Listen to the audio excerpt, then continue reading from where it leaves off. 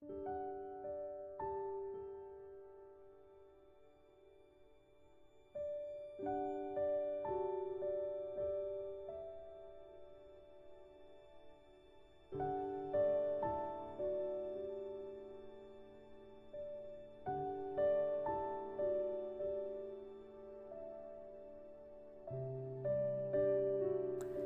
depan. "Apa itu tante?" ucap Joel terbelalak kaget. "Ya, Mama Luna memang begitu."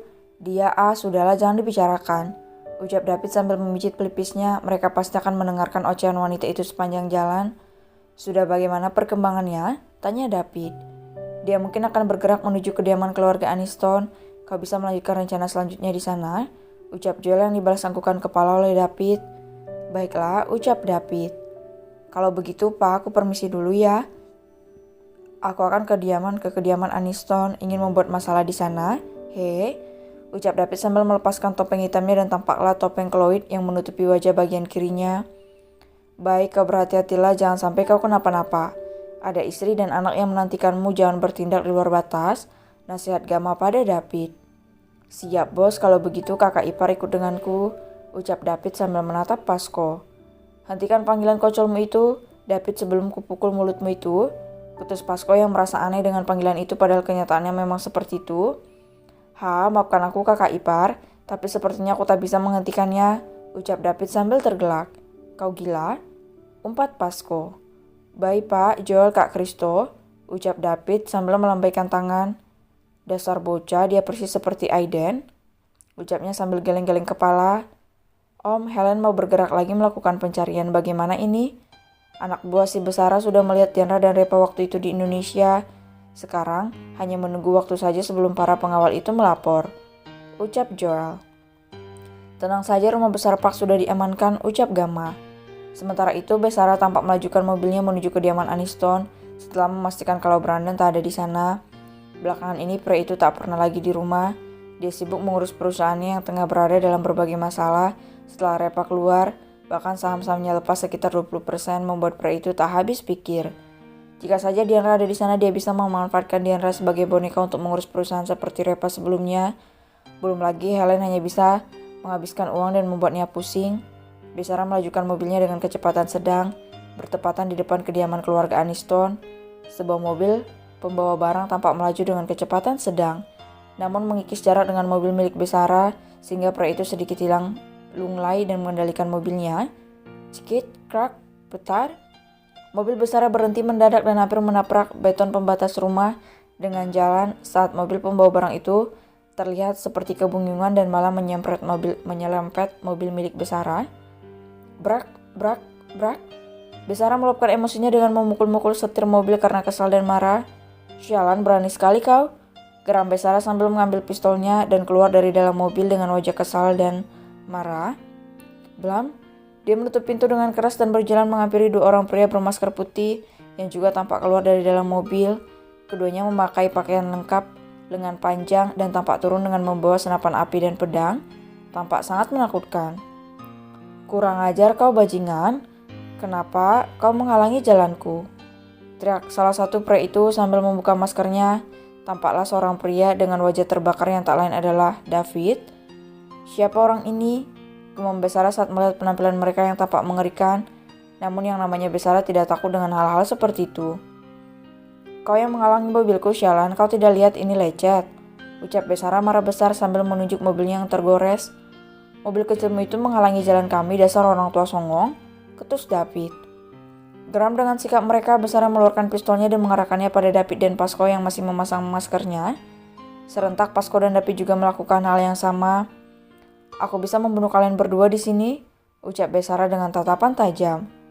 "Aku juga bisa mencincang-cincang tubuhmu di jalan ini, bangsat, kau menghalangi mobil kami," ucap David sambil menghunuskan pedangnya tepat di leher Besara.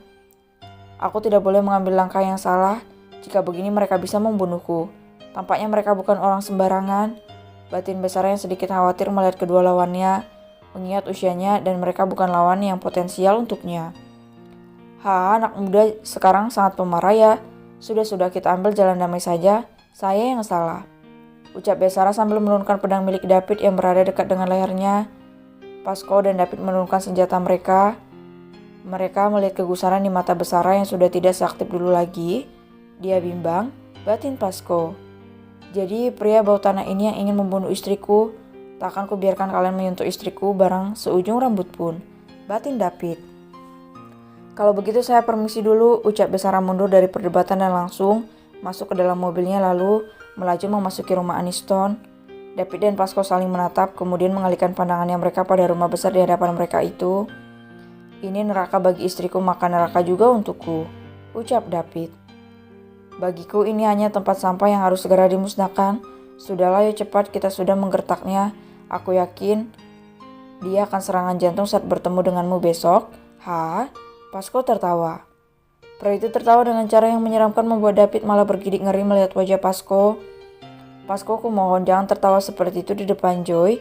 Dia tidak akan menyukaimu jika kau tertawa dengan cara itu, kau menyeramkan. Celutuk David. Pasko terdiam, dia menatap David. Apa seseram itu? Tanya Pasko.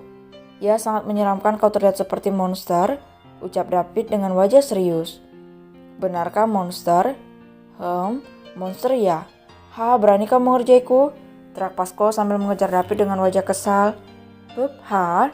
Ternyata Pasko memperhatikan penampilannya juga untuk menarik perhatian sang pujanati.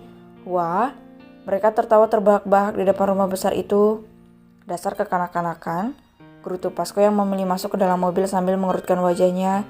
Pria itu melihat ke kaca spion dan memeriksa wajahnya, dia mencoba tersenyum. Pasko mencoba tersenyum. Ya ampun, seram, ucap Pasko terkejut melihat wajahnya sendiri. Haduh, ada saja leader mafia yang satu ini. Di luar mobil, David tersenyum tipis saat melihat siluet seorang di balik pagar rumah besar itu. Kena kau, batin David sambil masuk ke dalam mobilnya.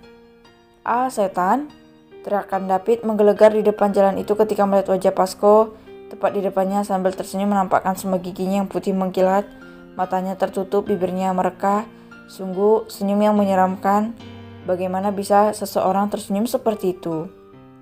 Hei, jadi benar-benar sejelek itu ya? Ucap Pasko yang langsung mundur dan merubah raut wajahnya. Ha? Kau kalah telak dengan Otnel, Pasko. Kurasa Joy akan jatuh hati dengan dokter muda itu. Ha? David tertawa terbahak-bahak sambil memanas-manasi Pasko. Dia cukup terkejut melihat tingkah Pasko yang tidak percaya diri.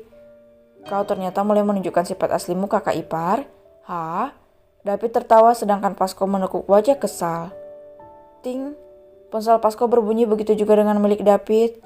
Mereka berdua sama-sama membuka pesan grup itu. Wah, sepertinya Otnel menang 5 langkah darimu, Pasko. Ha? Mereka sangat mesra.